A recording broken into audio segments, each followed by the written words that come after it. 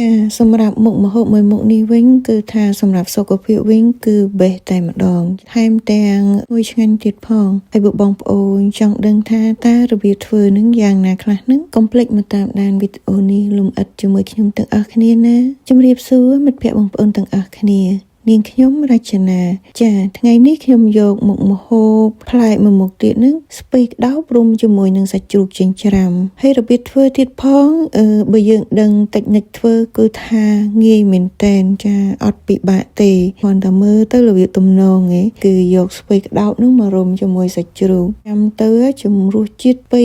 ក្តោបនឹងគឺបងប្អូនដឹងហើយថាមានរសជាតិផ្អែមដល់យើងរុំជាមួយនឹងសាច់ចិញ្ច្រាំចឹងទៀតអូយនិយាយថារសជាតិវាវញាក់តែម្ដងហើយឥឡូវហ្នឹងនេះមកដឹងពីរបៀបធ្វើខ្លះមុនដំបូងយើងត្រូវទិញស្ពៃក្តោបទាំងមូលមកបែបនេះហើយបញ្ជាក់ផងដែរបើសិនជាអត់មានស្ពៃក្តោបទាំងមូលទេក៏បានដែរយើងយកមកតគ្នាហើយឥឡូវហ្នឹងនេះសម្រាប់ខ្ញុំធ្វើស្ពៃក្តោបទាំងមូលទៅស្រួលបកធៀងហើយពេលធៀងយើងដែរបងប្អូនកាត់តាមកលៈ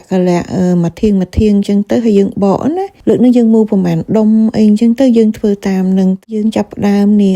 លាងស្ពៃក្តោបនឹងឲ្យស្អាតអញ្ចឹងទៅចាឥឡូវនេះខ្ញុំយកមកដាក់តម្រៀបនៅក្នុងចានបែបនេះហើយចានទៀតផងបញ្ជាក់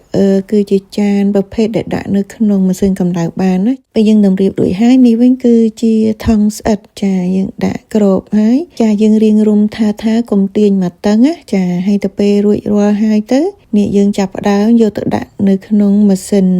កម្ដៅឬក៏ខ្មែរយើងចំណាំតាមហៅ microwave ដាក់ចូលទៅខ្ញុំចាប់ផ្ដើមមូលនាទីហ្នឹងចាគឺខ្ញុំដាក់រយៈពេល3នាទីកន្លះពី3នាទីដល់5នាទីអីយើងមើលតាមពេលក្តៅរបស់យើងទៅតើរញោមឬអត់អញ្ចឹងគឺបែបនឹងឯងនេះគ្រប់នាទីហើយខ្ញុំបើកចេញមករៀងក្តៅដែរអញ្ចឹងដល់ទ្រាប់ដៃបងប្អូននេះដកចេញមកទៅរបៀបថាឡើងរញោមហើយពេលដែលរញោមទៅរៀងទុនពេលទុននឹងហើយក៏ដោយបងប្អូននេះត្រូវតែយកកំបិតនឹងជាកន្លែងទំនងដែលរឹងនឹងចេញព្រោះអីគឺដើម្បីឲ្យយើងស្រួលយកមករុំបើយើងអត់ជាចោលទេគឺយើងនឹងពិបាករុំហើយអត់ទុនស្រួលអញ្ចឹងនឹងខ្ញុំជារួចរាល់អស់ហើយយើងចាប់ផ្ដើមទុកមួយឡែកសិនមកត្រៀមចានថ្មមួយបន្តមកទៀតយើងប្រើសាច់ជ្រូកចិញ្ច្រាំវាដាក់ចូលបរិមាណសមរម្យសិនទៅហើយសម្រាប់នេះវិញគឺជាទឹកម៉ាយ៉ូណេសឬក៏ខ្មែរយើងគេហៅថាប៊ឺផ្អែមបន្តមកទៀតគឺខ្ញុំដាក់ម្សៅស៊ុបមាន់សម្រាប់នេះវិញគឺជាស្ករសបន្តមកទៀតគឺខ្ញុំលួចអំបិលបន្តិចសម្រាប់នេះវិញគឺជាមើមខ្ទឹមចាដែលគេលក់ដាក់ដបច្បាច់អញ្ចឹងណាចាយើងអត់ហត់នៅចិញ្ច្រាំទេយើងដាក់យកក្លិនគេដាក់ចូលរួចអស់ហើយនឹងយើងចាប់ដើមនេះវីច្បល់គ្រឿងឲ្យសព្វអញ្ចឹងទៅណាហើយបញ្ជាក់បើសិនជាបងប្អូនអត់មានទឹកម៉ាយ៉ូណេសទេបងប្អូនអាចដាក់ពងទាក៏បានដែរចាពងទាឆៅពងមាន់ឆៅនឹងក៏អូខេដែរហ្នឹងហើយខ្ញុំគ្រាន់តែធ្វើឲ្យរបៀបថាលឿនតន់ចិត្តទៅក៏យើងដាក់ទឹកម៉ាយ៉ូណេសទៅណាហើយបញ្ជាក់បងប្អូនដូចថាខ្ញុំអត់បានពាក់សមដៃខ្ញុំសុំទោសផងណាពេលហ្នឹងគឺខ្ញុំចាប់ដើមឆ្កឹះមកប្រពិនគេហៅកដៃកូនងាចាលុញហើយយកវែកនឹងទះទៅបានរៀងប៉ុណ្ណឹងហើយយើងទុកមួយឡែកសិនទៅណាចានេះយើងចាប់ដើមមករុំគឺយើងដាក់ម្ដងមួយធៀងអញ្ចឹងទៅបន្តមកទៀតសាច់ដែលយើងបានមូលជាដុំនឹងហើយយើងលើកយកមកដាក់មកហើយយើងចាប់ដើមរុំវិចខ្ចប់តាមនឹងទៅណាហើយបងប្អូនគិតមើលគឺងាយរុំមែនតើគឺរុំមកសឹងតែស្រួលជាងយើងវិចនំអីទៀតអត់ពិបាកទេគេតែបត់តាមនឹងមកហើយបើសិនជាបងប្អូនណាដែលគាត់ធ្វើស្ពៃក្តោប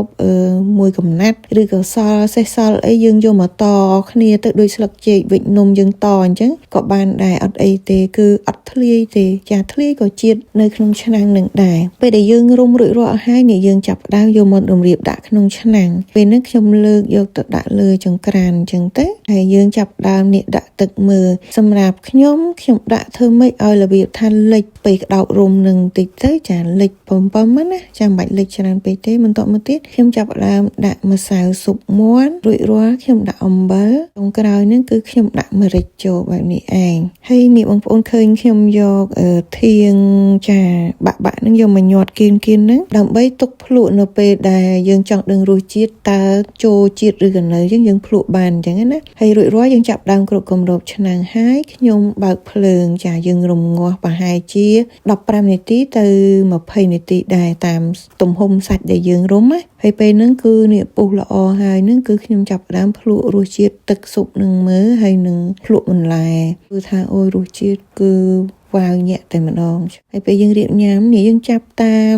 បរិមាណដែលយើងញ៉ាំទៅបើសិនជាយើងមានកបិតកាត់ម្ហូបក៏បានសម្រាប់ខ្ញុំវិញខ្ញុំជ្រើសរើសយកសម្រាប់កាត់ភីហ្សាអូយស្រួលណាស់ចាដាក់ទៅស្រុបតែម្ដងហើយកាត់បានស្អាតទៀតយើងនេះកាន់តែឆ្ងាញ់ទៀតបងប្អូនត្រូវច្របាច់ទឹកពេញប៉ោះដាក់ពីលើទៅណាដែលជាភាសាជប៉ុនគេហៅថាគេចាប់ពើនឹងថ្ងៃអូយនិយាយពីឆ្ងាញ់ខ្លាំងមែនតែម្ដងអូថ្ងៃនេះក៏មានតែប៉ុណ្្នឹងឯងនេះខ្ញុំអរគុណសូមជម្រាបលា